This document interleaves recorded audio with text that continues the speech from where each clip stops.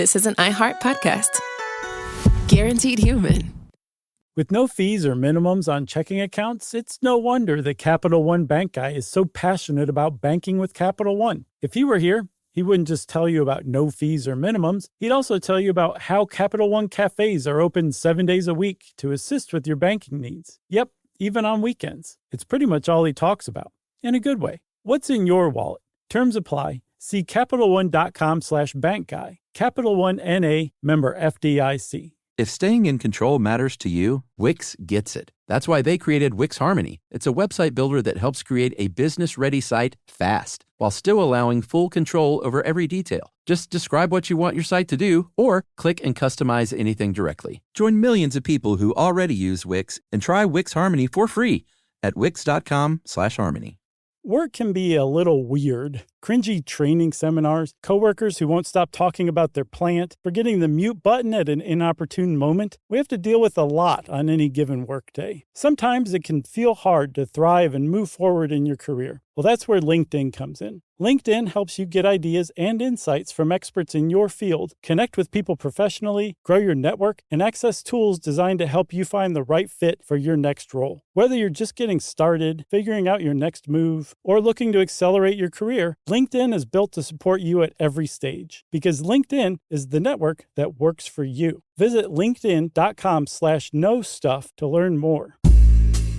Welcome back, everybody. We're moving along on our true crime playlist with an episode we recorded live in Seattle in 2017 on the unsolved mystery of D.B. Cooper. Someone using that alias hijacked a plane flying from Portland to Seattle in 1971 and jumped out mid-air, making off with $200,000. People still float suspects today, and they usually say the case is solved, but the FBI stopped investigating back in 2016, and they consider it unsolved. This one is pretty fun, so I hope you enjoy it. And if you like this live show, come see us when we hit the road again in 2026. Welcome to Stuff You Should Know from HowStuffWorks.com.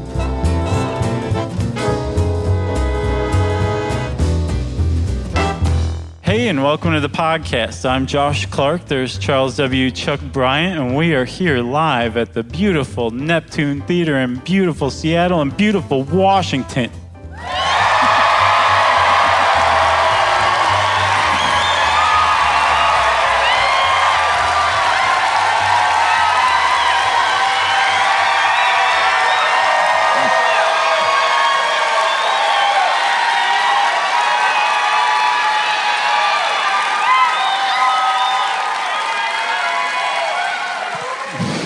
Thank you, guys. Phenomenal. I'm already a sweaty mess, so that must mean we're on stage. We are off to a great start. That must mean I'm awake. Or sleeping. Yeah, I sweat in my sleep too. Big time. It's gross. I'm always wiping his brow while he sleeps. What movie are we going to watch tonight in the hotel? Is Spy out yet on Heist? I don't know. Stuff? And we can leave the seat up on the toilet? I don't do that. I don't either, because I pee sitting down. Because I'm 45 years old. Do you really? Well, yeah. Might as well get into it. What? You do too? Why have we never talked about this? I started peeing sitting down during the middle of the night get up because if it just makes sense. Yeah. Because you don't want to wake up too much and you don't want to make a mess. And then I think I just hit a certain age where I was like, it's just nicer to sit down. Yeah. I don't need to prove anything to anyone. Yeah. I stand your when lady? Huh? You landed your lady? You're all set? Yeah. I stand when I pee off my deck at night. I don't do that. I live in a condo complex. They would write letters to me if I did that. It's not good. Man, I feel like an enormous weight's just been lifted off of. I can't believe that you're not even 40 years old yet and you pee sitting down. Yeah. Let's start the podcast.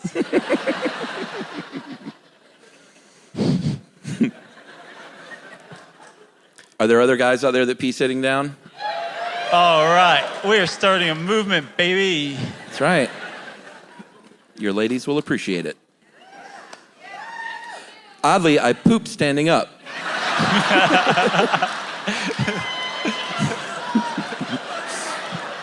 This is so off the rails already. Like in conversation, you'll just be sitting there talking to him. You're like, you're pooping right now, aren't you? Yeah. He's like, it's more efficient this way. I get more done. We should probably start over. We should.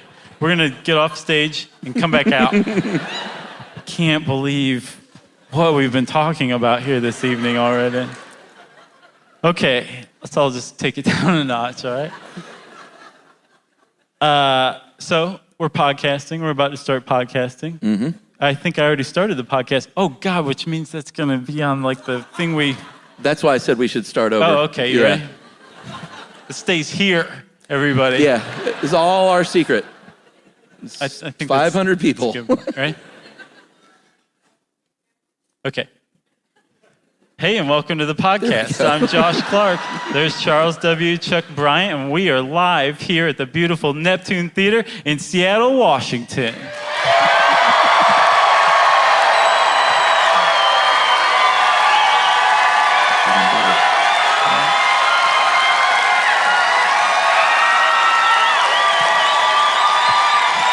Man, times two.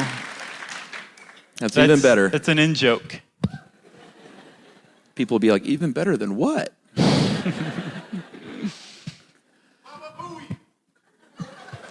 Really?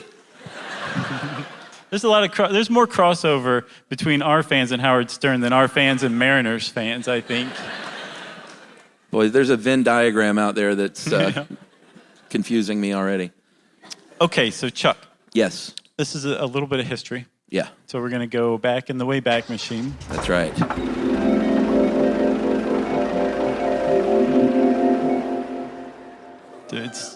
If you listen to the PR Live podcast, you know that like the Wayback Machine is imaginary, so settle down. They heard that live. Yeah, that was a good one too. There are PR professionals here because they emailed me today. Oh, really? Yeah. I can tell. There That's they are. That's the call of the PR professional. Caw. So we're going back to a cold, stormy, rainy, pretty nasty Thanksgiving Eve in 1971. And the story begins at PDX, Portland Airport. And a man walked into PDX, took a picture of his shoe on the carpet, and then walked along to the Northwest Orient Airlines ticket desk. That's right.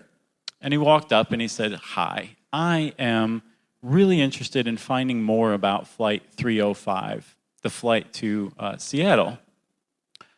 Would that happen to be a Boeing 727-100 airplane that you guys are going to fly on that route?" And the ticket agent went, "Yes, as a matter of fact, it is." And the man said, "That is fantastic. Here's my $20. Yeah. One ticket, please, for a one-way ticket between Portland and Seattle aboard Flight 305. Yeah, and she was like, "That's a weird question, but I guess he's very specific about what kind of plane he likes to fly on." Plus, it's 1971, and I'm in no position to publicly question a man. So I'll just go along with this. It's very true. And it was $20 for that flight. This is a very 70s podcast. So they handed him his little ticket voucher and said, "Just fill this out, sir. Don't need to see ID because it's 1971. Just tell us who you are, or whoever you want us to think you are." And he wrote down in big block letters in a red ink pen, "Dan Cooper." Phew, you know where we're going with this, huh? So the Boeing 727-100, as every single person in this room knows, is a smallish plane. It's not the biggest plane in the Boeing fleet. It's not the smallest either, but it's the only one that had an aft staircase, right? And this particular flight, flying aboard this Boeing 727-100, Flight 305, had a crew of 5 aboard it. There was Captain William Scott, not Sean William Scott, we figured out later on. Not Stifler. That would have made 0 sense. Yeah. Had he had a former life in the 70s as an airline pilot. Co-pilot Robert Radizak. There's a C in there for those of you who like that kind of thing. And there were 3 flight attendants. There was a head flight attendant who was named Alice Hancock, right? Yes. And then 2, I guess, regular flight attendants, Tina Mucklow, who's a hero of ours, and Florence Schaffner. I think they called them stewardesses back then, to be fair. Right. But we're forward-thinking guys, so we're going to go ahead and say flight attendant. We don't use the S word. You just make... Well, never mind. Never mind. We've done quite enough extraneous stuff for one evening. I know. So Dan Cooper gets on the plane. There's 37 other passengers because, again, it was the 70s. They didn't overbook flights back then and say, I'm sorry you bought a ticket, but you really can't fly on this flight. 37 passengers, pretty empty, and Dan Cooper sits in seat 18C. They pour him up a bourbon and 7-Up, and he lights up a cigarette. A Raleigh brand cigarette. Because it's 1971. You could smoke on planes. Yeah. And he looked to be about in his mid-40s. He was, kind of looked like the men of the time, which is to say you either looked, by 1971, you either looked a little more like Don Draper, kind of holding on to that 50s look, or you looked like Charles Manson. He looked a little more like Don Draper. Yeah. Had the suit, had the skinny tie. And we should talk a little bit about the suit. The suit was a russet-colored suit, which was like that weird burgundy brown color. That's potato colored. Right. And it just so happened that he was wearing this suit during the 1 6-month period in history where you could wear that color suit out in public. So he was okay. And then his skinny tie was a clip-on from JCPenney. That's right. He had a imitation mother of pearl tie-pin. He had an overcoat. He had a hat. He had a bag, kind of like a briefcase. And he had these black horn-rim sunglasses, dark, kind of olive skin, would you say? They call him swarthy, which I think is like stewardess. That's been phased out, you know what I mean? I thought swarthy, that was like a sea captain. No. I'm sure there were swarthy sea captains. Because they're out in the sun, so they ended up getting olive-skinned? That's rugged. Okay. You're thinking of the Gorton's fisherman. Oh, right. Oh, he was swarthy. Sure. He's swarthy as H. So he had this kind of dark wavy hair, and other than that, he was just sort of an unremarkable dude. He wanted to blend in, right? Well, yeah. Okay, so this guy's sitting in 18C. He's being unremarkable. Aside from wearing the sunglasses, he's smoking with his left hand, which has nothing to do with anything, but we just kind of wanted to show off how much research we've done on this. And when Florence Schaffner, the flight attendant working his area, comes over and gives him his bourbon and I think 7-Up, right? Yeah. He hands her a note. And to Florence Schaffner, she was 23. She was very pretty. She was, at the time, a stewardess. And this happened to her all the time. Like, businessmen drinking 7s and 7s, like, passed her notes and hit on her all the time. So when this guy in 18C, Dan Cooper, handed her a note, she took the note and just put it in her flight apron without looking at it and turned and walked away. With all the other notes. Right, probably, exactly. It was from overflowing. Previous flights. Right. Yeah. From all the men who wanted to rescue her from her life. Come away with me. Right. I'm swarthy. And so Dan Cooper sees this and he goes, Miss, you may want to have a look at that note. I have a bomb. I think you know where we're going with this. D.B. Cooper. You know, when we were coming here today, we were like, wow, we're really rolling the dice. It's entirely possible that everyone here had the D.B. Cooper case drilled into them from like 3rd grade on. That's not the case, is it? No? Awesome. You didn't study it in class and It's such stuff a sigh like that? of relief. I told that to Yumi, and Yumi was like, that's so dumb. She's like, do you know everything about the burning of Atlanta? And I said, no. And she's like, no, you don't. And they don't know everything about D.B. Cooper. And I went back to sleep. So this was not the first commercial airplane hijacking. The first one was in 1948. And remarkably, between 1968, just 3 years earlier, and the time D.B. Cooper hijacked this plane, there were 100 commercial hijackings in 3 years. Yeah, so this is not new. It was not new, but I remember, like, if anyone here grew up in, like, the 70s and stuff, it was a thing. Like, planes got hijacked all the time because you could bring guns and bombs on planes, and you didn't need ID, and no one cared. Right. They were like, this is weird. Yeah, that's pretty much where the FBI was at the time. And by 1971, they were just starting to get hip to the idea of hijackings being a problem. And so their first idea was, well, we'll put an air marshal on every flight. And then they looked at the schedule of flights in the United States, and they were like, oh, this may have been a bad idea. But they tried it anyway. It was a good idea. It was a fine idea if a third of the population of the United States were air marshals, then it was a good idea. It's a good idea if you want one of every 300 flights with an air marshal. Right. Yeah. And the other 299 open for hijacking, right? So they figured out after a few years, the logistics of American air travel. This was J. Edgar Hoover's idea, by the way. Right. He was still in charge of the FBI in 1971. Yeah, so he'd been there for about 50 years, right? Yeah. So his idea was air marshals. Didn't work, but they were still trying it. There was no air marshal on Flight 305, the D.B. Cooper hijacking flight. Yeah, they're like, Portland to Seattle. Maybe we should put 3 air marshals on that one. High traffic flight. And I mean, it made sense that there would not be an air marshal on that flight because most hijackings were crazed lone gunmen with a handgun who wanted to be taken to Cuba for political reasons, basically. Right. No one flying from PDX to SeaTac wanted to be taken to Cuba. So there was no reason for an air marshal to be on the flight. It was a pretty good bet to not have an air marshal on. They just didn't expect D.B. Cooper because he was a pretty novel person. The idea of a single guy taking control of a flight for money with a bomb, that was new. And our whole conception of a mad bomber hijacking a flight comes from D.B. Cooper and Sonny Bono's character in Airplane 2. This is actually, I did a little more research. Between 1968 and 79, it's literally referred to as the golden age of skyjacking. I was talking to Josh, I was like, I didn't know that you could I thought a golden age was about something good. I didn't know you could have the golden age of dysentery. Right. The good old days. It was good for the hijackers because they could get away with it, no problem. Maybe that's who wrote that. Right, yeah. The golden age of skyjacking. Man. All right, so Florence Schaffer reads the note, and she says, you know what?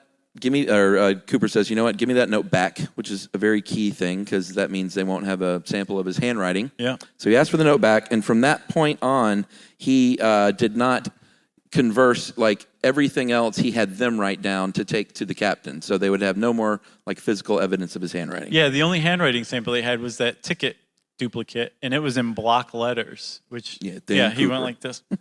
Dan Cooper.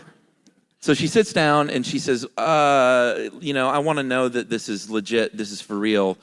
Can I get a look at that bomb that you're talking about? Makes sense. And he shows her, right? Yeah. He gives her a little peek. He opened his bag just enough, and she went to put her fingers in, and he snapped it shut, and she went, oh. Just like Pretty Woman. Yeah. Yeah. And but she sees she sees red sticks of dynamite and a battery and I guess presumably an alarm clock with two bells on it. Right. It's got a skull and crossbones. Yeah, it says "you die" or something. Electrical tape is all around it because he watched a lot of cartoons. He knows how to make a bomb. Well, she bought it clearly. She saw the bomb and she took down a note. He said, "Take this down. I have a ransom demand." He said, I want $200,000 by 5 p.m. in cash. Put it in a knapsack. I want 2 back parachutes and 2 front parachutes. When we land, I want a fuel truck ready to refuel. No funny stuff, or I'll do the job. That was tough talk in 1971. Again, he watched a lot of cartoons. And that's what you say when you mean business. That roughly is about $1.2 million today. Yeah. I think it's a little low if you're going to go through a skyjacking. It's a lot of work for $1 million. Yeah, I would have said, if you're going to ask for $200,000, ask for $300 or $400. That's just me. Sure. I'm no skyjacker. So this turns out to be the only threat that Dan Cooper makes during the entire ordeal. He is this very first note that he gave up. So from that point on, like I said, he dictated everything else so they could just pass notes back and forth. And aside from a couple of conversations with the pilots on the cockpit phone from the rear of the plane to the cockpit, they didn't have any interaction, the pilots whatsoever, with Dan Cooper. Right. So they were almost no help whatsoever during the investigation, right? And then the fact that he asked for 2 parachutes was a stroke of brilliance, because it did show his hand to the FBI that he was going to jump out of the plane with the ransom money, but it also said, FBI, I'm probably going to make a hostage jump with me, so don't tamper with any of these parachutes, which, if the FBI had, would have been murder, but we're talking about J. Edgar Hoover's FBI, so they may have tried just that. So it's pretty smart that he asked for 2 pair, because they didn't know what he was going to do.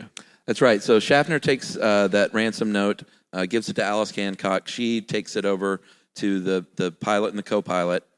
And, well, what did they do, Josh? You do a great pilot. They called SeaTac Airport and said...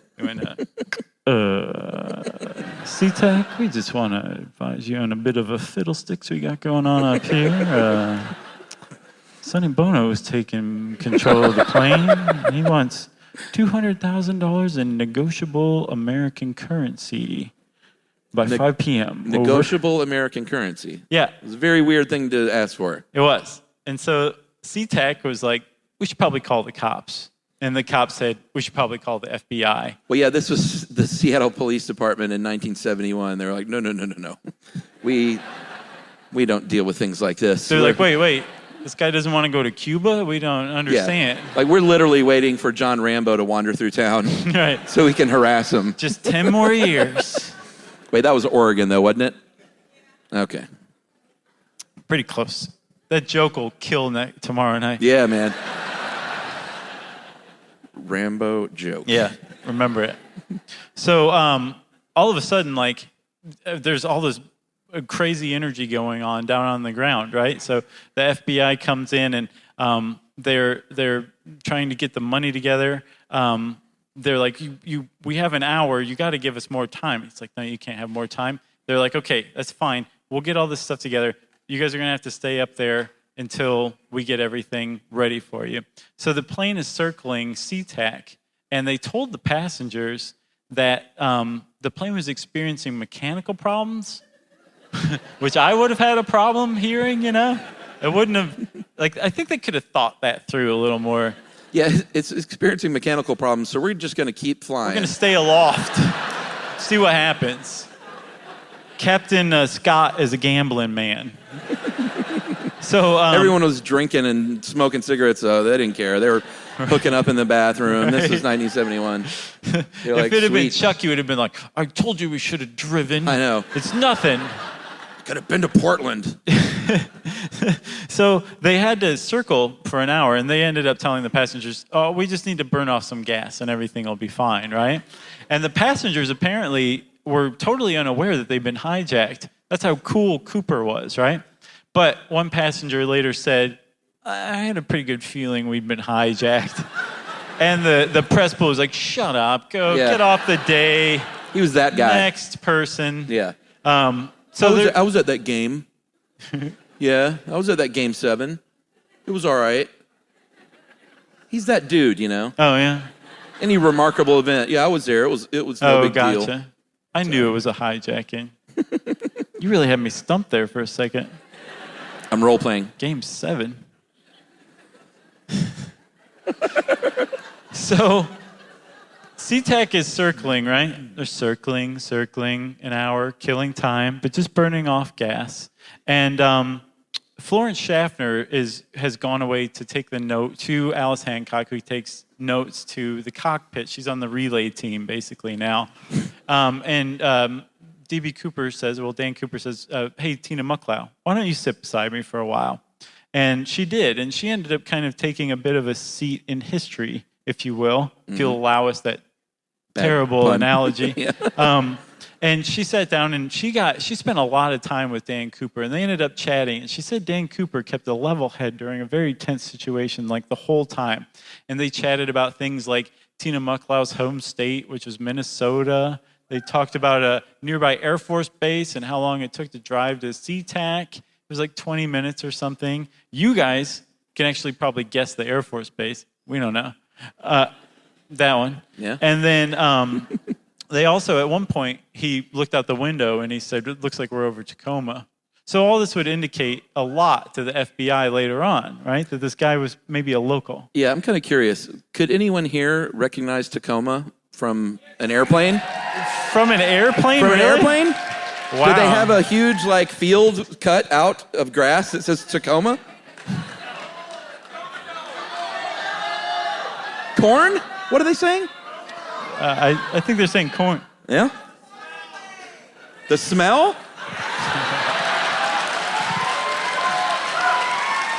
Oh boy. I knew this would go over well here. Yeah. By the way, we didn't mention they diverted all the other flights away from SeaTac at the time because they wanted that to be the only plane in the area. And to me, the most remarkable part of this whole story is one of the other planes in the air, the pilot gets on and tells everyone else on that plane what's going on. Well, he patched into the comm link between Flight 305 and SeaTac for the listening enjoyment of the passengers on his flight. It's insane. It's like, I'm sorry we're delayed, but here's what's going on another flight nearby. Right. Just sit back and listen to the dulcet tones of a skyjacking. Again, it was the 70s. Everyone was drinking. They're like, this is remarkable. Thank God it's not us. Everything's better when you're drinking. All right, so he recognizes Tacoma, which apparently everyone in this room could do. Yeah, right. We were impressed by that, but it's nothing. Occasionally... He went, smells like Tacoma.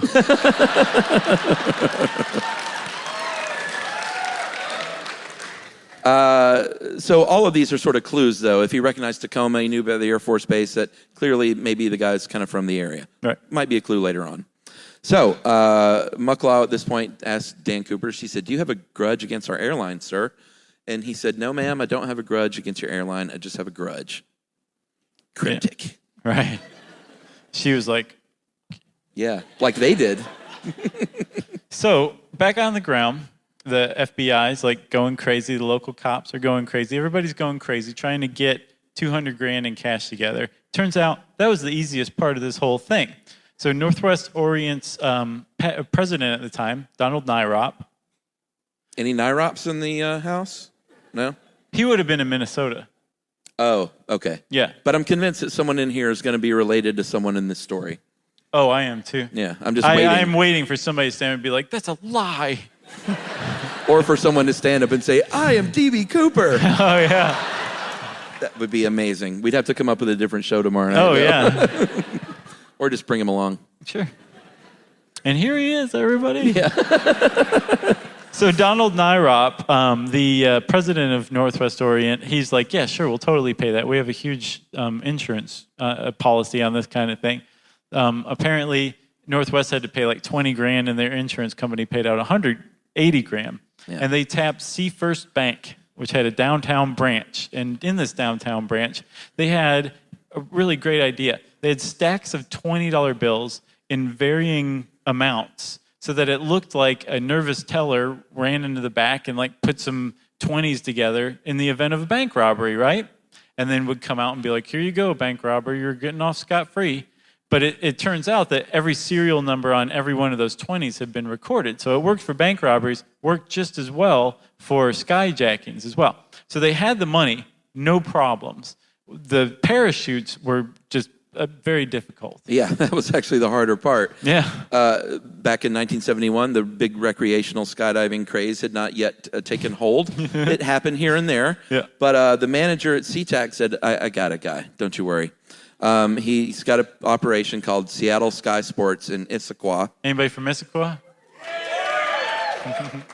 Shout out to Issaquah. Why do you call it Seattle Sky Sports? Did they mooch off of Seattle? Yeah. Off of the teat of Seattle. He's like, I got a guy. His name is Earl Cossey. And he agreed to help. Little side note, Earl Cossey was actually murdered 3 years ago. Yeah. Yeah. Apparently Chuck likes to bring the room down. I know. We're all having too much fun. He got killed by a blow to the head in his garage, but apparently, some Cooperists that are still active today on the internet. You know, these conspiracy dudes. That's how they type. That is. Everyone did it. I love that. Everybody. See, you can all be conspiracy theorists. Get out your tinfoil hat. Although women can't be because they're too smart. It's always guys. Did you know? So Earl Cossey was killed, but they think it has nothing to do with it, even though Cooperists are like, are you sure? They're trying to silence a man. Exactly. So Cossey... That was pretty great, man. Very well timed. Yeah. So Cossey called his operation and to the dude working there and said, hey, can you get together these parachutes? I need 2 fronts and 2 backs. And the guy said, sure, bruh. And in his haste, he packs 3 regular chutes. Well, not 3 regular. He packs 1 military chute, 2 regular chutes, and 1 thing that I still don't understand called a dummy chute. Right. That doesn't open. No.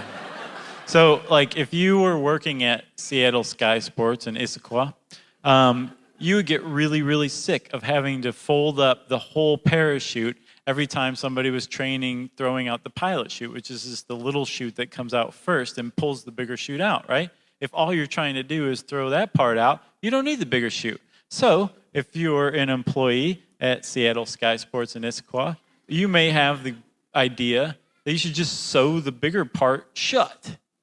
There should be no parachute that has like the most important part sewn shut, right? I think we can all agree that on is our rule. But Every parachute should open. Right. But this is the thing, and they're called dummy chutes. The thing is, everybody's like, oh, we got it covered. We'll just put a big X on it, and everybody will know it's a dummy chute. So one of these dummy chutes made it into the 4 chutes that were delivered to D.B. Cooper. So the money and the chutes go in the cop car, and he does a donut skidding out like in front of the plane and gets out and stands outside and waits for the plane to land, I should say.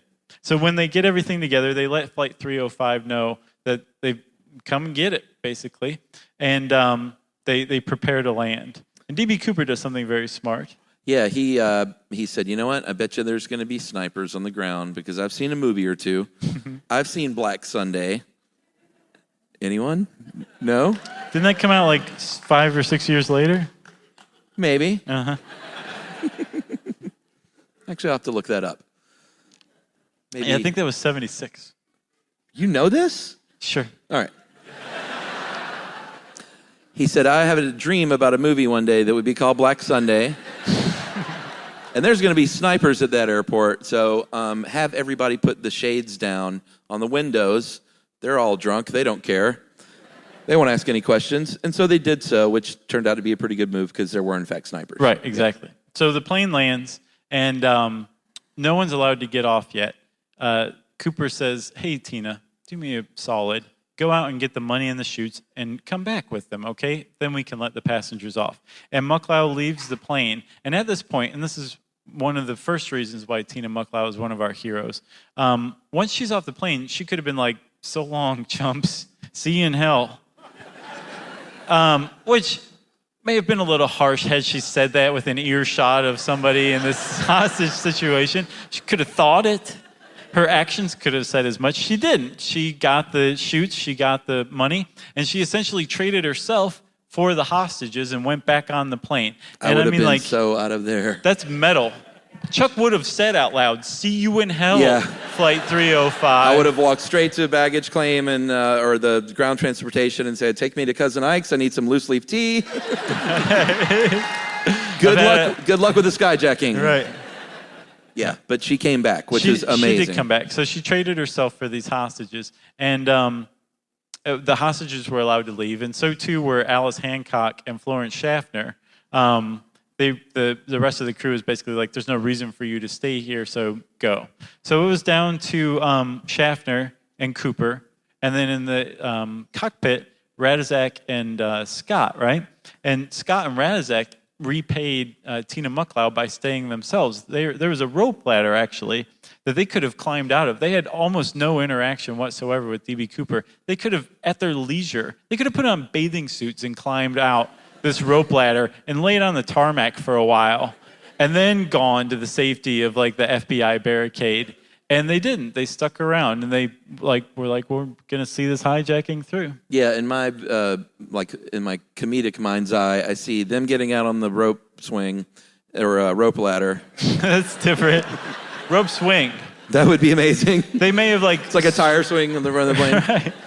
They get off on the rope ladder. Tina Mucklaw never comes back, and D.B. Cooper's just sitting on the plane by himself. He's like, oh, it happened again. Yeah. Is he typing? No. Oh, no, that's going this. like this. Sorry. I didn't know they had a rope ladder. That's crazy. Sure. What's that for? Don't be Skyjacking? naive, Chuck. I know. Every airplane has a rope ladder in the cockpit. Wake up, man. Fashioned out of like old sheets. So the FAA actually had their chief psychiatrist on the ground, and this dude does a quick analysis, like, let me do one of those movie readings of who this guy is and what's going to happen. And he says, what's going to happen is you're going to give this guy the money and the parachutes. You're going to go up there in the plane. He's going to jump out and blow up the plane and just let everyone know that.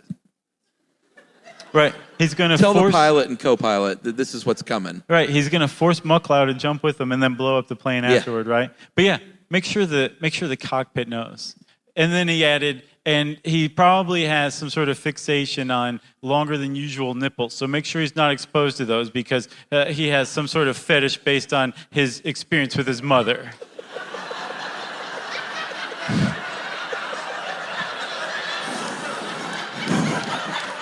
Because it's a 1971 psychoanalyst for the FAA.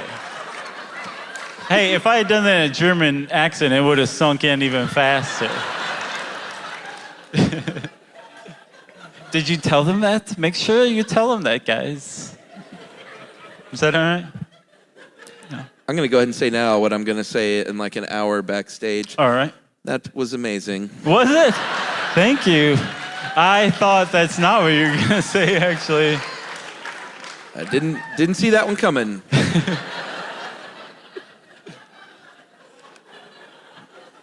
You got me. I had no idea where you were going. Literally, you said longer than usual nipples, and I went in my head. Is this happening? You're like Josh. Am I still in Atlanta? Is the trip? Am I asleep? Pure gold, buddy. Thank you.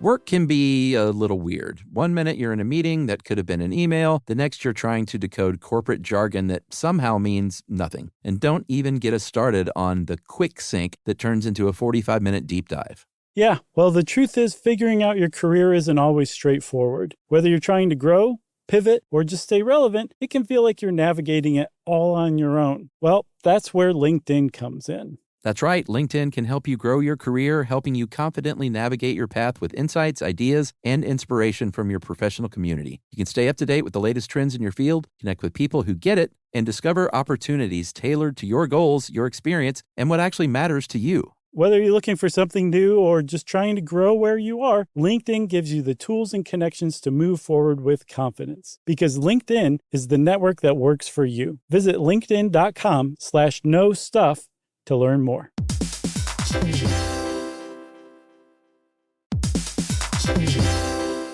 Hey everybody, we're here to talk to you about Wayfair, who believes that spaces should be functional, they should be comfortable, they should be well-designed, and they can be well-designed by you with their help. Your updated space should feel more comfortable, inviting, and practical for everyday use. And we're talking about outdoor seating. We're talking about grills. We're talking about major appliances. If you need storage solutions, Wayfair can help you out. Patio lighting, rugs, decor. It is your one-stop shop for home. Yeah, I mean, it's getting nice out, so it's time to think about living outdoors for the next few months. And Wayfair knows that outdoor furniture, it's heavy, it's intimidating to assemble. So Wayfair has stepped in and said, we're going to handle the hard part so you don't have to. That's right. You can shop Wayfair Verified, your shortcut to the good stuff. And that means their team of product specialists are going to vet everything by hand using a 10-point inspection, testing things like, quality materials, functionality, and features, and even how long it takes to build that piece of furniture. And the overall experience save time, reduce hassle, and improved convenience. Patio season is here, and these deals won't last. So head to wayfair.com right now to get your outdoor space ready for way less. That's WAYFAIR.com. Wayfair, every style, every home.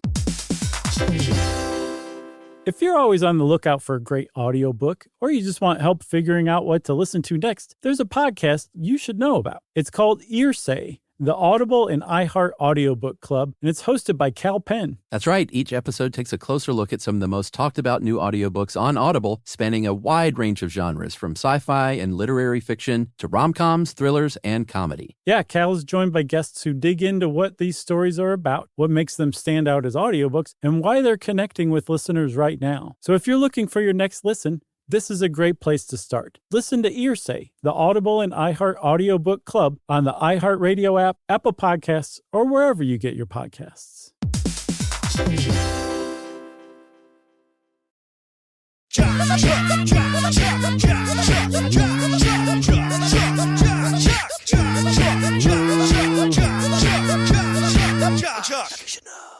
Where are we? I am so thrown. So we said Cooper was cool, right? Yes. Kept a cool head. He was he was so cool, he ordered food for the crew during the refueling process. Yeah, he's a nice guy. Yeah. You want to know who else is cool? It's Tina Mucklaw, Yeah. because once they released the passengers and they got the money on board, she sat back down and he offered her a couple of the stacks of money, and she said, well, you go ahead and say it. No tipping allowed. Smooth. Again, had it been me, well, first of all, I would have been an Uncle Ike's by then. But if I was dumb enough to get back on, I would be like, yeah, pay it forward. Yeah, just 2 stacks of bills? Yeah. What gives, jerk? I want half. She's amazing.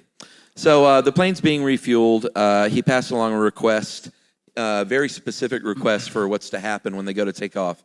He said, I want to take off with that aft staircase that I know is back there down in the jump off the plane position.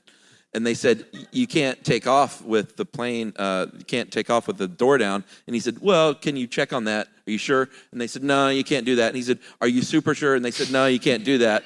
He said, all right. And they said, oh, but once you're up there, you can totally lower it and jump out. And he said, well, why didn't we just start there? Because that's really the only thing that matters. He's like, fine. Yeah. And then the pilot's like, well, where do you want to go? And Dan Cooper says, Mexico City, let's say. And the pilot goes, well, that's kind of far. We're going to have to refuel. Is Reno okay? And Dan Cooper goes, I don't know how I can get this across any more clearly. I'm jumping out of the plane the next time we go up. Fly wherever you want. Just fly southward. Yeah. So they refuel the plane, and the only time Dan Cooper gets a little ruffled is when it takes a little long for his liking, and he says, it shouldn't take this long. Let's get the show on the road. Right. He picked up, for one of the few times, he picked up the cockpit or the cabin to cockpit phone and said, let's get the show on the road. I would have screamed it and like hit the phone and then hit myself in the head with it and then just started crying and been like, it's never going to work. This is never going to work. I think it's well established we'd be the worst skyjackers ever. And hostages. Yeah, no, I don't want any part of it. He also gives some instructions on how to fly the plane, which is getting really specific. He said, don't go any higher than 10,000 feet. Set your wing flaps at 15 degrees, which apparently, we learned, is an angle that only the 727-100 could position those wing flaps. Which everyone in this room knows because it's a Boeing. Sure. And he said, don't go any faster than 190 miles per hour, 200 knots. So that means they're going to be flying slow and low, like you're cooking ribs, or jumping off a plane, because that means the cabin isn't pressurized, and that means when you open that door, you're not just going to suck everything out. It's still skydiveable. Mm-hmm. Yeah? Oh, that's the terminology. Okay.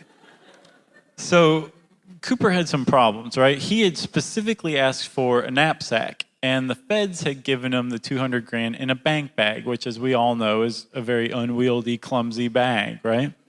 It's like a canvas bag. There's nothing to it. Like, what do you, like, tuck it under your arm? What are you supposed to do with that, right?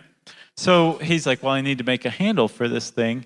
I'll harvest one of these parachutes for its rigging. And he chose the pink one, which the pink one was actually the best one of all of them. Yeah, because it was the dummy chute, the military chute, and then... The so-so chute. Is that what we're going to call it? Yeah. The medium chute? Yeah. And then the pink one, which, like Josh said, is the best one. So he cuts the stuff loose. He makes a handle for it. Things are happening at this point. They move to the rear of the plane, he and Tina Mucklaw, and he says, I think I need help lowering the staircase. So she goes back there with him. She's a little freaked out at this point. She's super freaked out. out. Like, she was calm and cool, but, like, it's go time.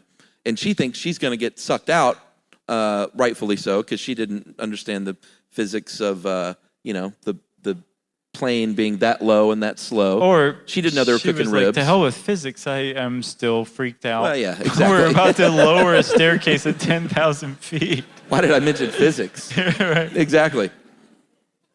So she gets back there, and she said, can I at least have some of that rope so I can tie myself to the interior of this plane? Like, that's how helpful she was. She's like, just let me lash myself to the plane. Let me and save I'll help myself. You. Right. Yeah. I just spit like all the way across that I table. spit earlier. It's fine. Oh, okay, good. We should learn to sync those up. Right. Like in Vegas. That's what I was just Bellagio. thinking. Yeah. Man, we are in sync tonight. I know. My God. Except, well, never mind. So she asked for some rope to lash herself in, and he goes, at this point, you know what? Never mind. He said, literally, like, this is the quote. He goes, never mind. Never mind. He said, you know what? You just go back up to the cockpit, and you see that first class curtain. Just don't come any further back. I got it from there.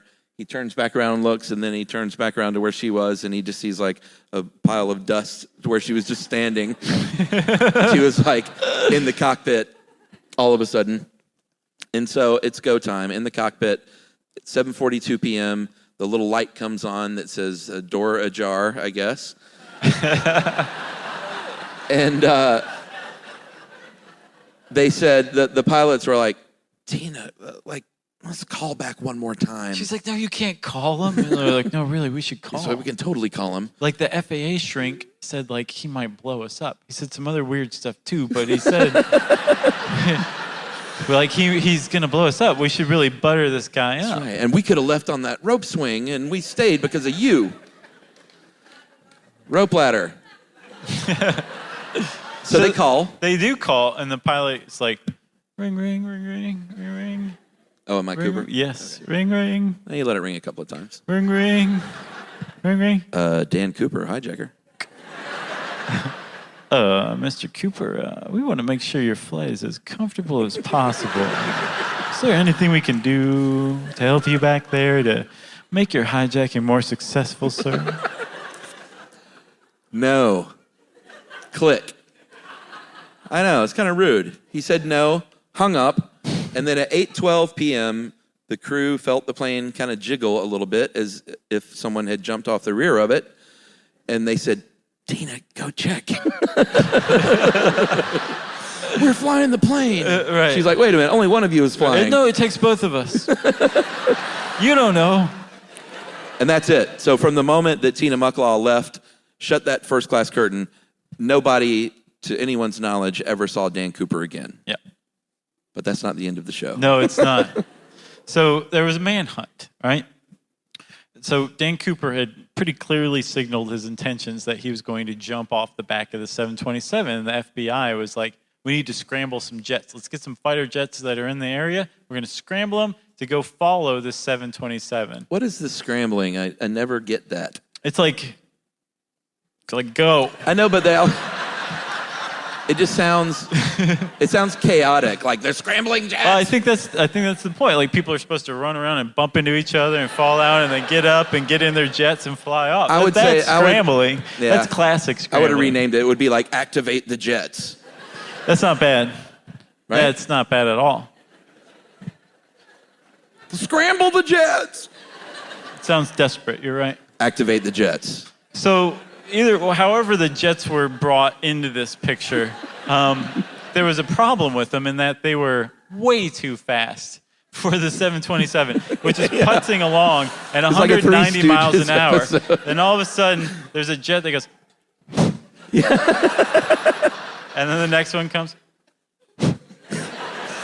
And they're like, what are we going to do? Well, we'll stick a helicopter on them. This is like Goldilocks. The helicopter was too slow. 727 is just putzing along. Yeah. People are going and trying to catch up. Nothing happening. They should have scrambled a 727 and just followed right behind them. That makes sense, as a matter with of the fact. headlights on. Right? So they're scrambling. The point is, nobody saw Dan Cooper jump when he jumped. So That's they right. used that 8:12 p.m. oscillation to kind of figure out where they should start looking. And they zeroed in on a place called Ariel, Washington, near the Lewis River. Anybody from Ariel? Good, because we got Whoa. Ariel jokes. Nobody from Ariel. Anyone ever heard of the Lewis River? Oh, okay. So they get this manhunt going. They're combing. They're scrambling and combing. Those are the two things you do. Yeah, if you're in the FBI. It was a massive manhunt too. There was like 1,000 troops and cops combing this area. Yeah, no one from Seattle PD, of course. They were just sitting around stoned, Hanging out in Issaquah. waiting for Rambo. Here's another fun fact. There was a millionaire, a local millionaire, who we don't know. Do you know the name? No, I've looked. If anybody knows, please Yeah. tell us. Just stand up and say it with dignity. It was on it was on the news. So this local millionaire says, you know what? That's near Lake Merwin, and I'm going to rent a submarine because I'm a millionaire, and that's That's what I do. Yeah. I don't work. I'm a millionaire. He got a submarine and he trolled the depths of Lake Merwin. He said he rented a small submarine because he's not an extravagant local millionaire. No. This He's a 20-footer will do. Thrifty one. The 25 seems ostentatious. The hydraulics on it. Who needs that in a submarine? Does it have a metal detector? Which would not have helped because it was cash bills. Exactly. So you'd make a great local millionaire. I would. If only. The other weird thing that happened was the CIA got involved, which is a little bit strange. Yeah. And they scrambled the SR-71 Blackbird, right? They scrambled it several times. Yeah, it was almost over easy. Terrible. Whoa, It whoever doesn't said even woo, you should be ashamed It of that. doesn't even woo. make sense. Because once you scramble it, it can't be over easy. Terrible joke, Chuck. That's what I say. It's all right. Rebound. Is this really happening? Did you talk about long nipples? All right. The SR-71 Blackbird was, at the time, super secret.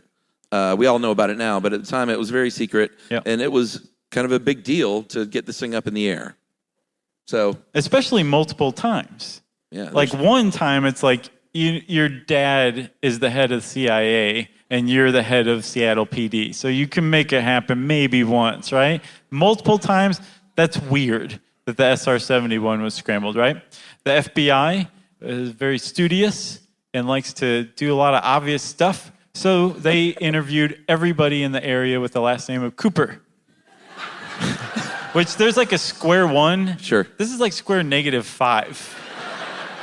Yeah, sure. No, it's -5. I looked it up. Okay.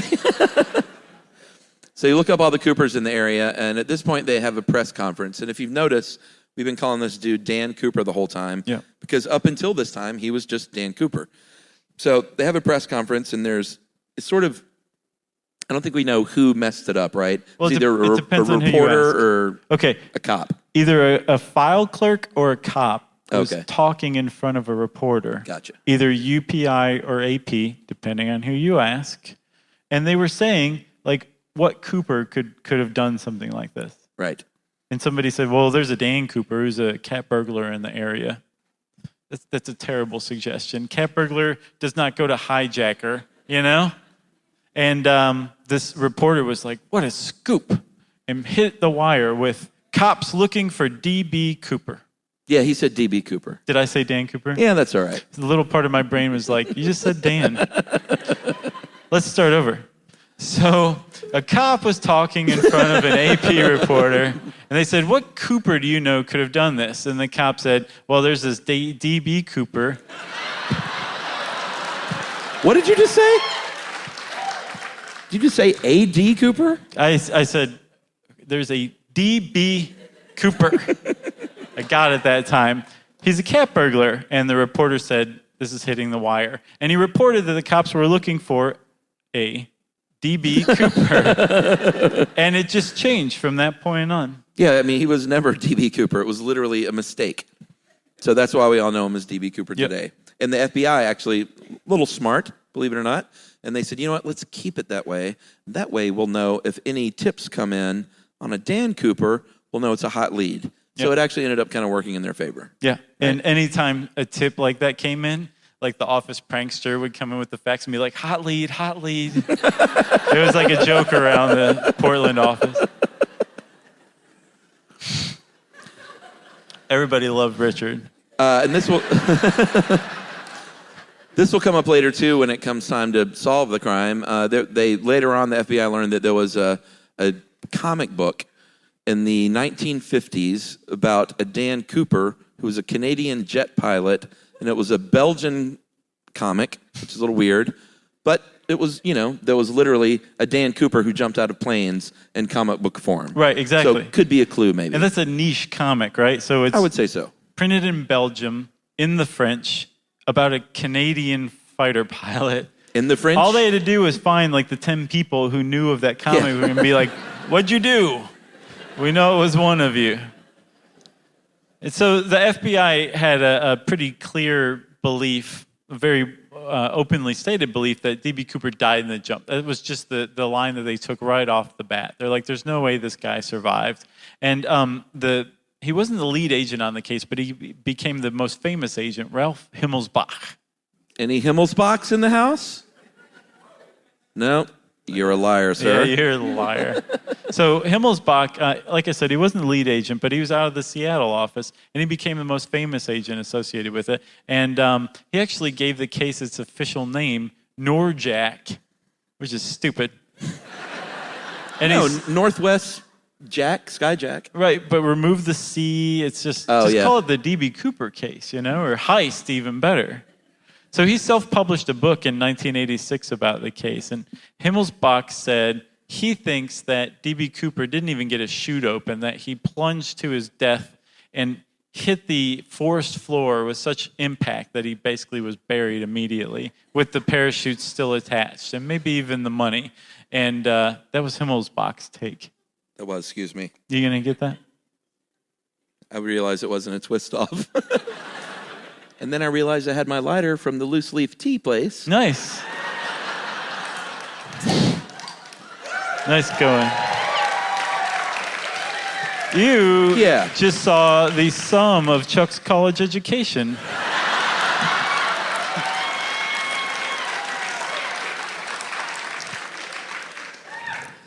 So, Cooper had jumped from the plane. Did he live? Did he not? The odds are against him in a lot of ways. Outside, the temperature that night was 20 degrees Fahrenheit. Yeah.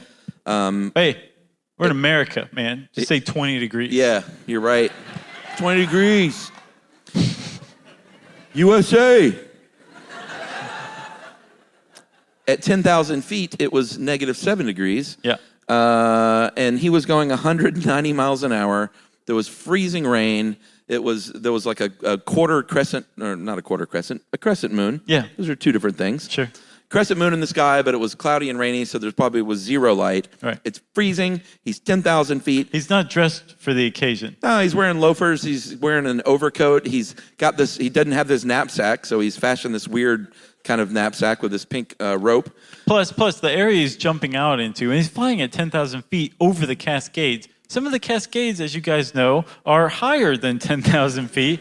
Very dangerous jump. And there's a lot of pointy trees. I mean, the pointiest. Am I right, Seattle? The pointiest trees around.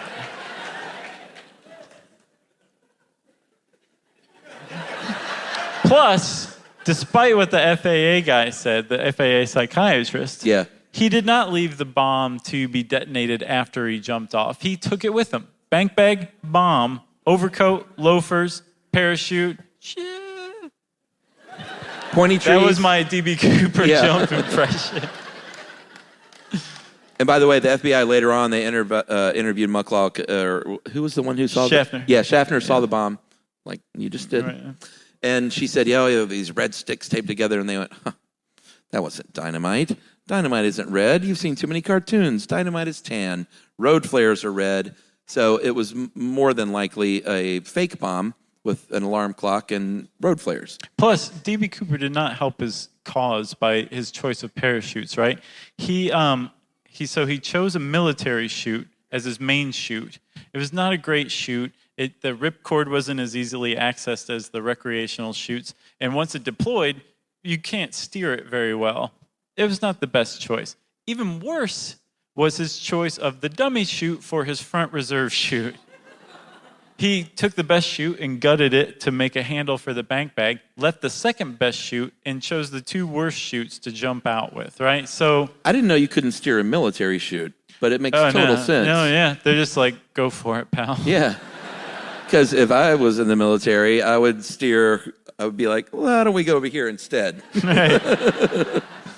I see a lot of guns down there. Yeah. Let's take it this way. Right. So they just drop you, apparently. Yeah. Man, I guess they know what they're doing, though. So some other theories, because it's Washington, believe it or not, some people actually posited that he was eaten by Sasquatch. Yeah. With a straight face. I mean, let's be honest. How many of you in here were thinking the same thing? Yeah. Sure. Some other people say, well, he was clearly burned up by the jet exhaust, because when you come down the stairs of a 727, the rear jet engine's right in front of you, and it would have been 700-800 degrees right there. But the FBI conducted a test right afterward where they took a 727 up, and they took a 200-pound sled. A 200-pound prison victim. Right. Prison victim? He was condemned. Don't worry about it. It's fine. And they said, yeah, and threw it off. And they found that the 200-pound sled, that's a euphemism, I guess, now. Sure. Went straight down. So it didn't come in contact in any way with the jet exhaust. So it kind of did away with this idea that he burned up. Well, it was kind of good news, bad news, though, because what it did do, at least, was it mimicked that same oscillation. Yeah. So they're like, oh, you know what? It was the exact same thing happened when you were in the air. So that 8:12 p.m. jump time, like, it was probably right on the money, so we know probably where he might have landed. Right. So there's a lot of questions remaining, right? And there were some clues left behind. The thing that really kind of confounded the FBI at first was that they combed the area where they were looking for him with like 1,000 people just combing this area. The SR-71 Blackbirds circling around looking. They didn't find anything. He had left a couple of things on board the plane, right? He'd left his clip-on tie, which was his second biggest secret that night. That's what you do before you jump out. Sure. You know, you take it off and you It was a throw clip-on all along. You unbutton that button and you're like, I'm out of here. Right. He left 8 cigarette butts of his Raleigh brand cigarettes. He'd smoked 8 over 5 hours. And all 8 butts have since been lost, right? They found a hair on the headrest. The thing is, the FBI traded in fingerprints. That was their big thing at the time. And Dan Cooper had been very smart to not leave a single print on any of the cigarette butts. Yeah, true. But there was fingerprints on the in-flight, I guess, Sky Mall magazine. Yeah. R.I.P. Sky Mall. What do you mean? It's not around. It's What? gone. Yeah, Sky Mall's gone. Did you guys not know this? No way. Yeah. That's why I said R.I.P. Sky Mall. I know, but I just, I don't know. Where am I going to get my putting green that doubles as a cat feeder? My friend, you can just go to Frontgate, because Frontgate has everything everyone needs. What's that? Frontgate, they advertised in Sky Mall. But they have stores, too. I don't even know where I am right now. That's Uncle Ike's. What year is it? No. So it would be 7 years before any trace of the hijacking, any real clue turned up. And it was in 1978. There were some hunters in Oregon hunting animals, I guess. Right? Unless it was the most dangerous game. Right. You don't know. It's Oregon. You never know. There are less civilized people than we have here. They found a plastic instruction placard showing how to lower the aft staircase in the woods. So this is like a really good clue. It was, but it didn't lead to anything new. Well, no, Because it was definitely from Flight 305, which was, I guess I'm saying it was cool. It was cool. Yeah. Like if you were the hunter, you'd be like, I'm keeping this. Sure. But it was on the flight path, so it didn't generate any new leads. But it generated a lot of renewed interest in the case because, believe it or not, the D.B. Cooper case had kind of fallen to the wayside in the last 7 years. People just didn't think much about it anymore. Oh, it's the golden age of skyjacking. So. Right, exactly. So it was like a dime a dozen. But all of a sudden, everybody's like, we got to make a movie. Who's the biggest movie star we've got? Treat Williams. Make him as D.B. Cooper. And that's what they did. Has anyone ever seen The Pursuit of D.B. Cooper? No, that's right. Nobody? That's right, everybody. God bless you, Seattle. Smart town, Chuck. I figured here, somebody, because it was a local thing. 1981, very, very bad movie was made. Mm-hmm. Several. Starring Treat Williams and Robert Duvall, right? Whose mom needed surgery at the time. So lay off. So here's what well, first of all, if you want to know how big a piece of garbage this movie is, it had 3 directors. And if you know anything about filmmaking, if you have more than one director, it's probably a really bad movie for one reason or another. If it has 3, then it's guaranteed to be bad. But all you need to do is go home tonight when you get back to your houseboat. In Issaquah. Does anyone here live on a houseboat? No? Okay. Because I was going to ask if I could come stay over. Because those things are awesome. That was just Sleepless in Seattle. You've seen that too many times. Oh, no. They exist. Because I tried to stay in an Airbnb, actually, before I came here. On a houseboat? Yeah, I totally did. Nice. And I ended up in some stupid hotel downtown. Huh. Go home to your YouTubes, type in Pursuit of D.B. Cooper, and watch the first 3 minutes. Because this movie literally starts with the point from where D.B. Cooper jumps out of the back of the plane. It starts from the point where we know nothing else that happened. It's literally fictional from that point forward. The slogan on the movie poster is "Fact Schmacks." So it starts with the Pursuit of D.B. Cooper and has Robert Duvall, the names all come up and all that. And it's got a Jew's Heart playing. It's like boing, boing, boing, boing, boing, boing, boing, boing. And Treat Williams, it's a terrible voiceover recording. You just hear, yeah! And he jumps off the thing, because that's what you do when you jump off a plane and you're skyjacking. And he parachutes down in the night, and he crashes through some trees and lands. And then there's this really little sad, Yahoo! Everything was sad about that. And Treat Williams gets on the ground, and he takes out a cigar, and he takes out a lighter, because that's what you do, too, when you successfully landed after skyjacking. He doesn't light the lighter, though. He rips open the money bag, and he takes out a $100 bill, and he lights that. And then he uses that to light a cigar. And that is how that movie opens. Right. And it goes downhill from there. And Robert Duvall he's just, you can tell. He starts every scene going like this. Yeah. All right. Let's do it. It's so bad. But I do encourage you. It was, when I was a kid and it came out, it was like we got HBO on my street. And it was a really big deal when we got cable and HBO. So I would literally watch any movie that came out. Yeah. It was like Krull. That's on. I'll watch Krull. Hey. Krull was okay, War man. Games. Great movie. Sure. Pursuit of D.B. Cooper. Why not? I was not exposed to that. Yeah. I think my mother shielded me from that movie. Good for you, Mom. Yeah. But watch the first 2 minutes on YouTube. No.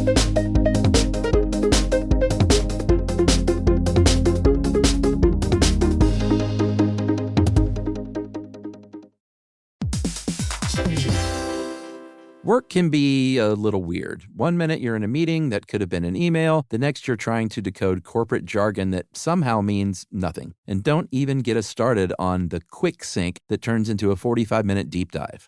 Yeah, well, the truth is figuring out your career isn't always straightforward. Whether you're trying to grow, pivot, or just stay relevant, it can feel like you're navigating it all on your own. Well, that's where LinkedIn comes in. That's right. LinkedIn can help you grow your career, helping you confidently navigate your path with insights, ideas, and inspiration from your professional community. You can stay up to date with the latest trends in your field, connect with people who get it, and discover opportunities tailored to your goals, your experience, and what actually matters to you. Whether you're looking for something new or just trying to grow where you are, LinkedIn gives you the tools and connections to move forward with confidence. Because LinkedIn is the network that works for you. Visit linkedin.com/knowstuff to learn more.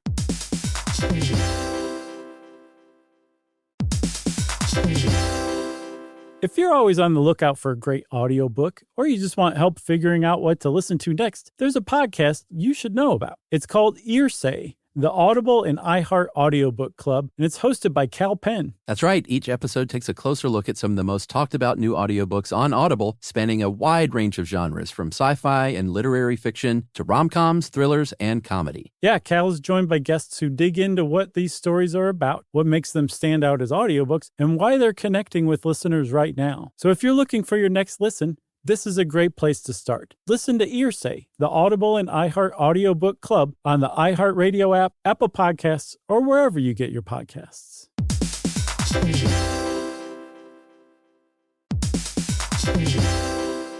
Dell PCs with Intel Inside are built for the moments that matter, for the moments you plan and the ones you don't. Built for the busy days that turn into all-night study sessions, the moment you're working from a cafe and realize every outlet's taken. Yeah, the times you're deep in your flow and the absolute last thing you need is an auto update throwing off your momentum. That's why Dell builds tech that adapts to the way you actually work. Built with a long-lasting battery so you're not scrambling for the closest outlet, and built-in intelligence that makes updates around your schedule, not in the middle of it.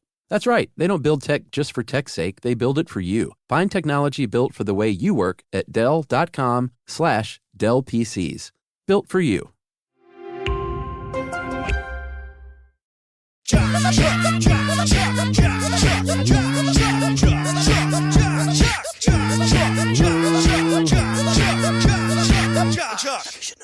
So, we were still talking about the placard, weren't we? No. All right, we'll go to 1980. The first real good clue turns up in 1980. Right. And this is a big clue. Big clue. So there's a young lad named Brian Ingram. He was 8, I think, at the time. Yeah. And his family was camping on Tina Bar. Are you guys familiar with Tina Bar? Do you guys know what that is? The Columbia River? The Columbia River? Yeah. So are we correct in understanding that you would just call that an island, not a bar? Okay, all right. So Tina Island, everywhere else. The Ingram family was camping, and Brian Ingram was fashioning a fire pit for his family. Oh, Father's going to love this fire pit. He'll be proud of me yet. Oh, Father, won't you love me? And as he's going like this to the sand, poor little 8-year-old, he turns up a stack of bills, several stacks of bills actually, 3. And these stacks of $20 bills total $5,880. And he's like, Father. Love me. Father takes those and starts looking at them. And he's like, we should probably call the police. So they go and call the police. And again, they call the Seattle police, which evidently all they do is forward calls to the FBI at this point. They're like, Seattle PD, please hold. So the FBI is like, read us a serial number. And he reads one, and they're like, read us another. Reads another, and they're like, that's D.B. Cooper money. And Ingram's father's like, what did you say? And they're like, nothing. So the FBI gets their hands on it. And actually, we should say, it turns out they let little Brian Ingram take some of the money, $3,000 of this money, actually. Yeah, this is later on. They returned a little, not bad, right? Right. And you want to know what's even better? In 2008, little Brian Ingram sold that money on eBay for $37,000. Right? Yeah.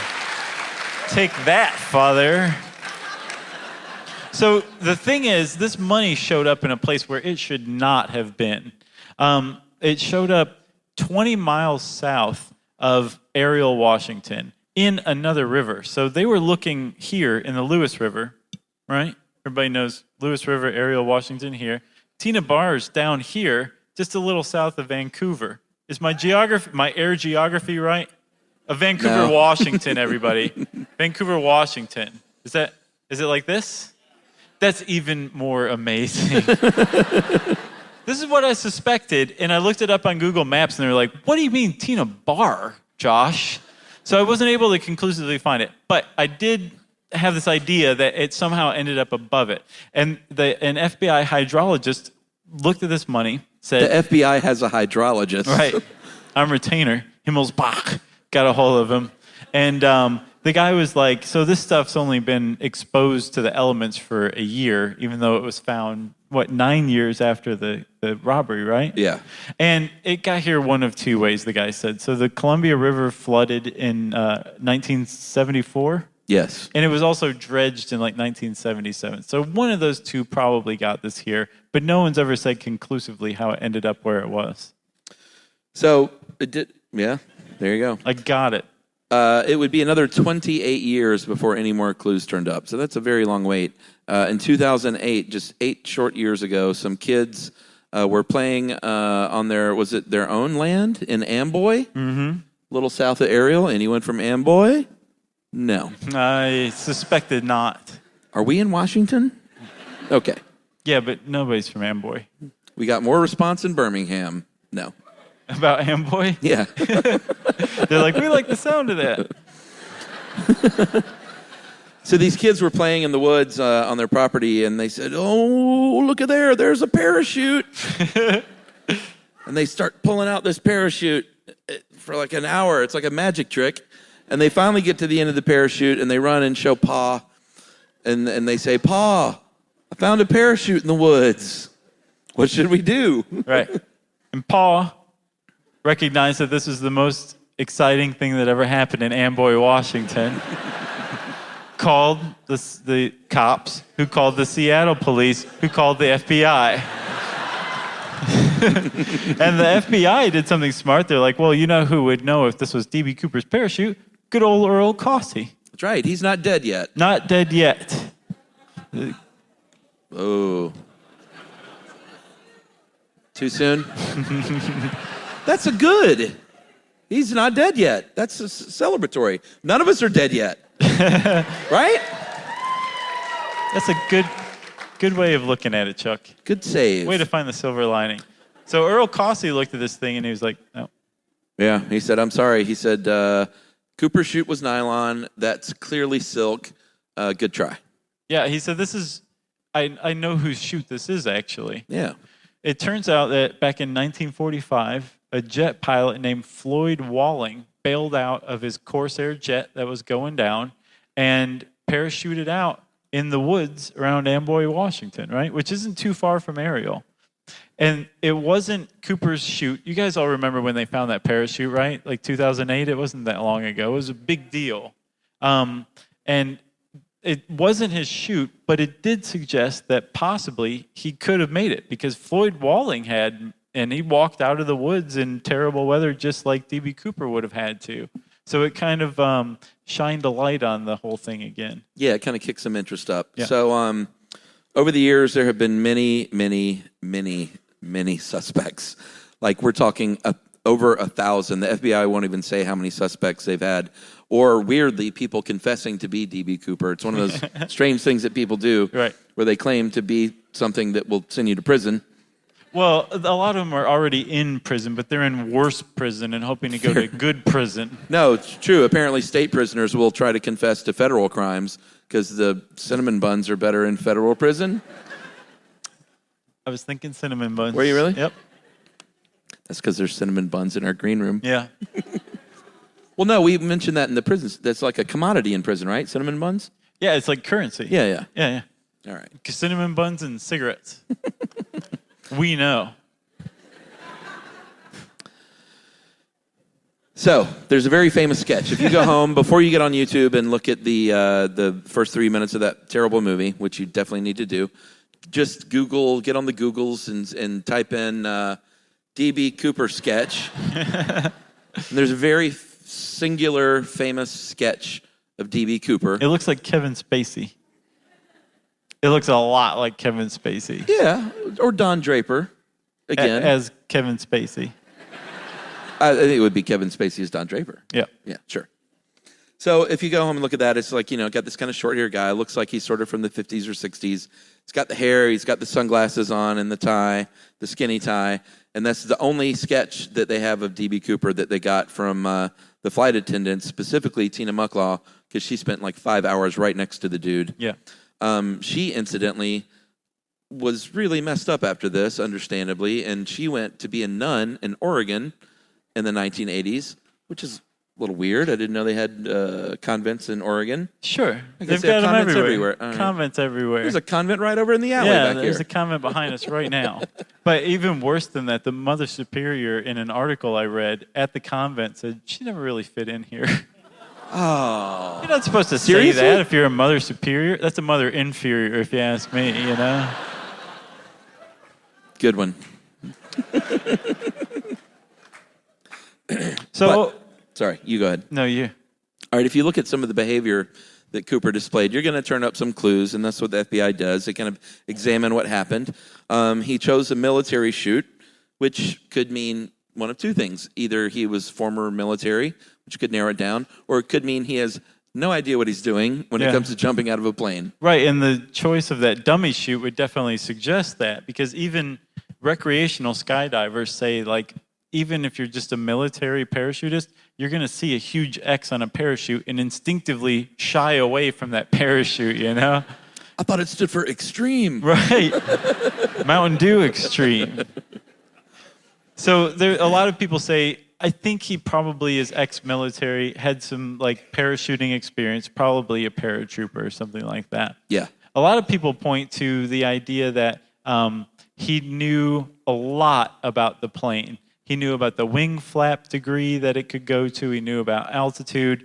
A lot of the witnesses later on said that he clearly was very much aware of what was going on in the cabin. He just knew the plane very much. So a lot of other people say this guy was probably an airline employee, maybe even a pilot, actually, based on the altitude and stuff that he gave them to fly.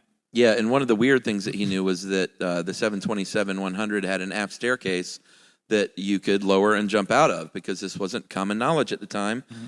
Apparently, a small group of people knew this. You were either an employee of Boeing or you may have been in the CIA, because in the Vietnam War, we actually used the 727 over Cambodia, which is where we were not supposed to be, and they lowered that aft staircase of the 727 to drop supplies. They said, go.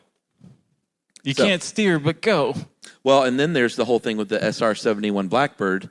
So a lot of Cooperists still say that he might have been secretly a member of the CIA. Right. Because he knew about the aft staircase. Yeah. He knew about the Blackbird was scrambled. So they had like some skin in the game. Right. So a lot of suspects have come and gone and come back and stayed over the years. The FBI says about they won't say, but a lot of people say about 1,000, like Chuck said. But one of the first ones to emerge was a dude named Richard McCoy. And in February of 1972, I think 4 months after the D.B. Cooper heist, Richard McCoy hijacked a 727-100 flight. And he asked for $500,000 in cash, and he parachuted successfully out the back over Utah, right? Yeah. So a lot of people say, that's pretty similar. Yeah. Maybe that was D.B. Cooper. Well, and $500,000, that to me, that makes sense. Like $200,000 worked out fine. Right. I should have asked for more to begin with. Right. So let me try it again. Let's try it again. It turns out that he was a Green Beret in Vietnam, so that sort of fits with the whole profile. He looked a little bit like the sketch of Dan Cooper, and a little bit. Yeah. He was 29 years old, so he was much younger than Cooper, but he didn't look 29. I'll say that. He looked much older than that. True. He looked more like Don Draper than Charles Manson. It's true. I'll say that. Absolutely. So this guy gets caught, actually, after pulling off this heist initially, and he goes to prison, and he makes a fake gun out of dental plaster from the dentist in the prison, and he takes the truck by force and literally crashes through the front gate of the prison and escapes and is later killed in a shootout by cops. Which is to say, Richard McCoy knew how to live. He did. And die.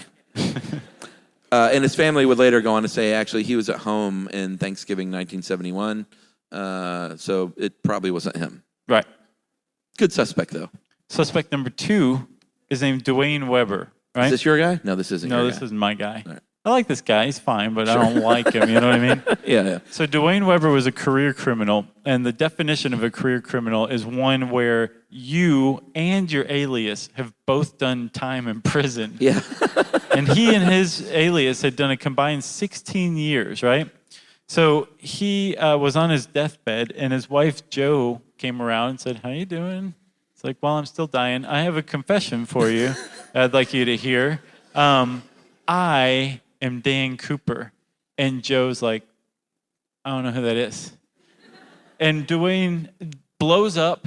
They have a fight on his deathbed, never speak of it again, and he dies 9 days later. So Joe starts poking around after that. She's like, "Who is this Dan Cooper?" Which is a legitimate question after an experience like that she went through. I would say so. And she finds out via internet, this was 1995, that Dan Cooper was D.B. Cooper. And she said, "You know what? I think that he was telling the truth. I think he was D.B. Cooper." Because, you know what? I remember in 1979, we were on a vacation. We were on a car trip. We were kind of right around the area where the hijacking, where the landing supposedly took place. And my husband stopped the car and just pointed and said, "You know what? That's where D.B. Cooper walked out of the woods." Which is a weird thing to say on vacation. Very weird thing to say. It's even weirder that she didn't say, "What the hell are you talking about?" Yeah, agreed. There's another story. Later on, they were on another vacation. No, this is the same vacation. Oh, it's the same one? Yeah. All right, we'll just call this the communication vacation. The non-communication vacation, because they clearly didn't talk to one another. Because he stopped over the Columbia River on a bridge, literally stops on a bridge, gets out of the car, goes to the back, opens the trunk, and is just gone for like 10 minutes, gets back in the car, and they just drive on. Yeah. And she doesn't say anything. She's just sitting there like this. I know Yumi. Yumi would have been like, "Why'd you take your foot off the gas?" Yeah, the you know moment Emily. I started to brake. There would have been, Emily would have had 300 questions on why we stopped on a bridge and I opened the trunk. Yeah. Not Joe. Not Joe. Yeah. So a lot of people still like Dwayne Weber, but he's actually, the FBI said, "No, that's not the guy. We ruled him out with DNA," right? Yes. The next guy is my guy, Kenny Christensen, Chuckers. That's right. He was a pretty well-liked suspect for a while. He, keeping with the series of family members outing their family as D.B. Cooper. Yeah, which actually supports the family motto that I was brought up with, never trust family. Right. It's a proud Clark tradition. So his brother Lyle actually, this gets a little weird. He outed him as a suspect in an effort to get the screenwriter Nora Ephron, Sleepless in Seattle, right? Yeah. It's all coming full baby. circle. Didn't even see that coming. He tried to get Nora Ephron to write a movie about D.B. Cooper via his brother being the main suspect. And he weirdly, I guess he didn't have an agent, he hired a private investigator to get him in touch with Nora Ephron. Right. Very strange.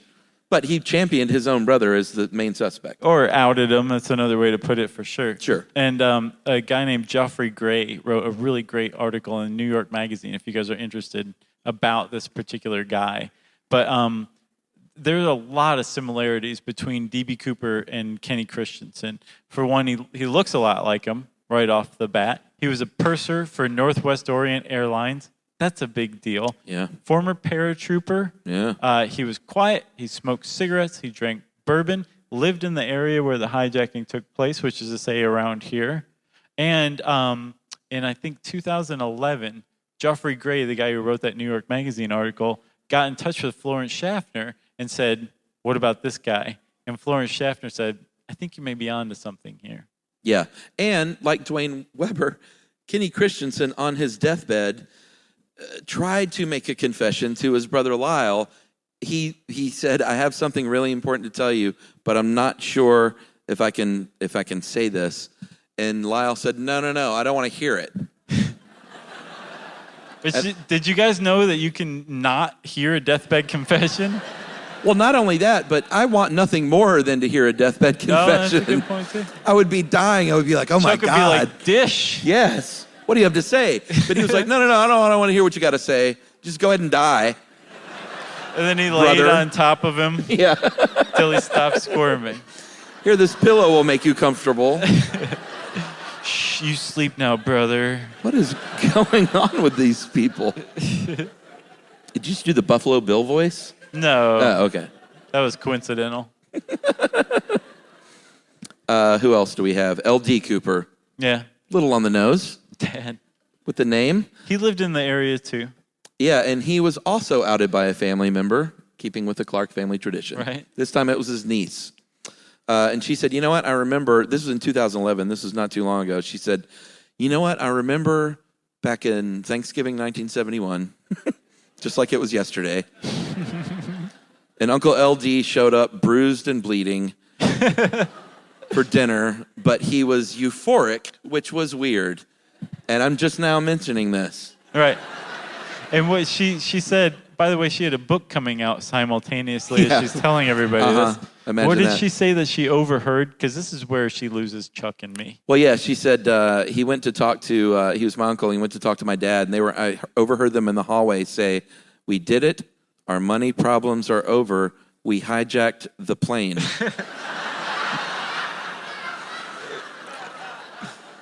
The book by Simon & Schuster, on sale now. Yeah. At your local airport. But there were a few things, it wasn't totally out of the blue. He was an engineer at Boeing. No, his brother was. Oh, his brother was? Yeah. Yeah, but they were in on it together. Sure, right. Because we hijacked the plane. Right. He's a silent partner.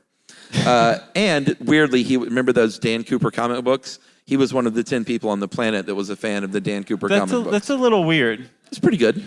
The weird thing is he didn't have any experience skydiving, which a lot of people say, oh, it's just too insane to think that somebody who never skydived before did their first skydive during a heist out of a 727. But the people who knew L.D. Cooper say, no, he was just crazy enough to do something like that. And you can make a case that actually explains the choice of the dummy chute, to tell you the truth. That's right. And the military chute even. Yeah. All right, so the legacy of D.B. Cooper, to this day, the heist remains the only unsolved airline hijacking in the history of the world. In America. In America? Really? Yeah. Are there other ones? You're like, yeah. I'm only standing behind America. Oh, okay, I got you. Yeah, right? Every year, if you go to the Ariel Store and Tavern in Ariel, Washington, you can go to the D.B. Cooper Days Festival. Yeah, has anyone ever been to that? We should all go. totally Let's go right now. We're going to meet up this Thanksgiving. You can win a D.B. Cooper lookalike contest. If you look like Kevin Spacey. Yes, or Charles Manson or Don Draper, which none of us do. Well, I'm talking about you and me. I look like Justin Bieber.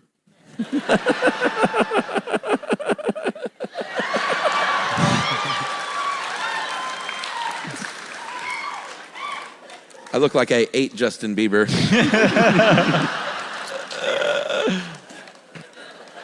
I just spit out my tooth. That's how I lost it. I broke it on Justin Bieber's bones. Justin Bieber's bones. They're pliable, though. You can go to that and win the contest. There have been songs over the years. There was that terrible movie. There have been countless TV reenactments and dramatizations. Unsolved Mysteries, am I right? Yeah. Everybody see that one? You can watch that on the YouTube, too. Yeah.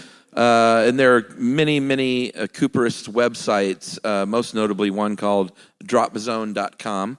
And Drop Zone actually used to be a recreational skydiving site until it got mostly taken over by D.B. Cooper aficionados. They hijacked the website. They did, actually. as a matter of fact.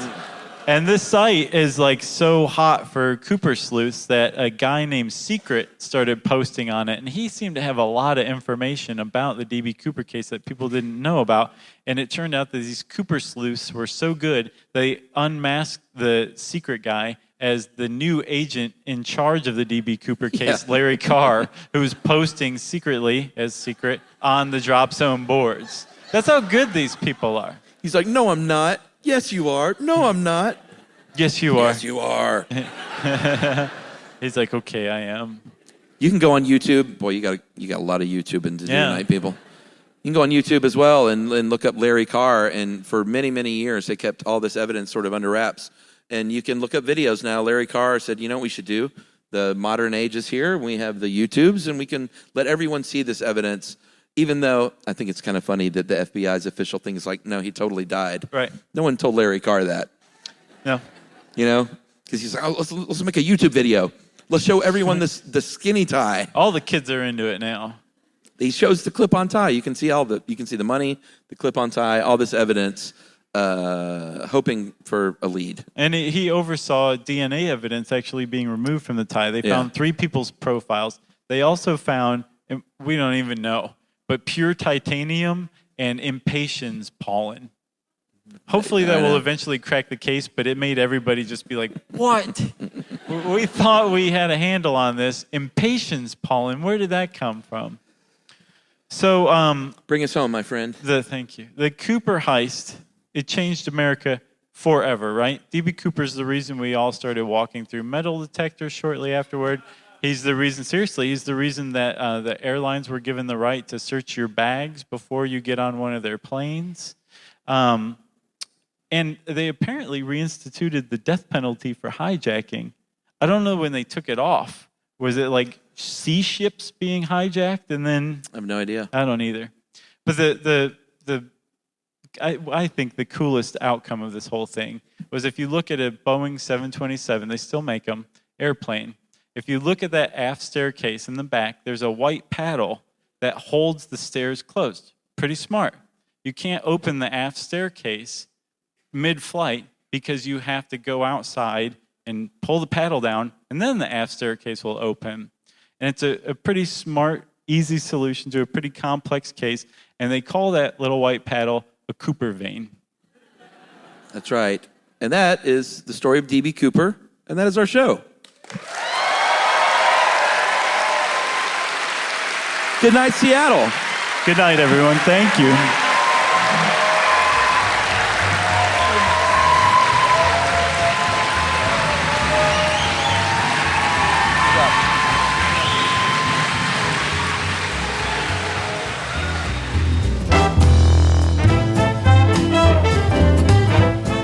For more on this and thousands of other topics, visit howstuffworks.com.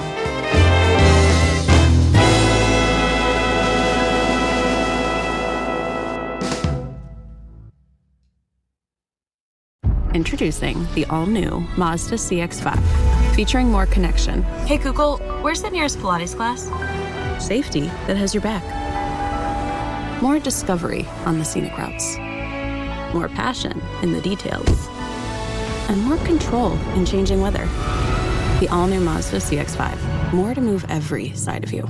See it in 5 films at MazdaUSA.com/5sides. Google is a trademark of Google LLC. Sequences shortened and simulated. When it comes to small business, people want to talk to people, not bots, not voicemail. Your customers or clients want a real human connection. And that's exactly what they get with Ruby. Ruby is the virtual receptionist company that takes care of your callers when you're unavailable, in the middle of something, or just don't want to pick up. They can answer, screen, and transfer calls, as well as take messages, collect payments, book appointments, and more. All while saving you time and making the people you serve feel special. It's available 24/7, 365 days a year, and is 100% based in the U.S. See how it works at ruby.com, or better yet, give them a call at 844-900-RUBY. Geico presents a 30-second podcast between your podcast. Today's story is shared by one of our listeners. It's called Betrayed by Bill. It was in that moment I caught who was staring back at me in betrayal, or more like what? My insurance bill. With trembling hands, I grabbed my phone and switched to Geico, saving about $900 in the process, and never to be betrayed again. Now that was bloody riveting. It feels good when the story ends with savings. It feels good to Geico. This is an iHeart podcast. Guaranteed human.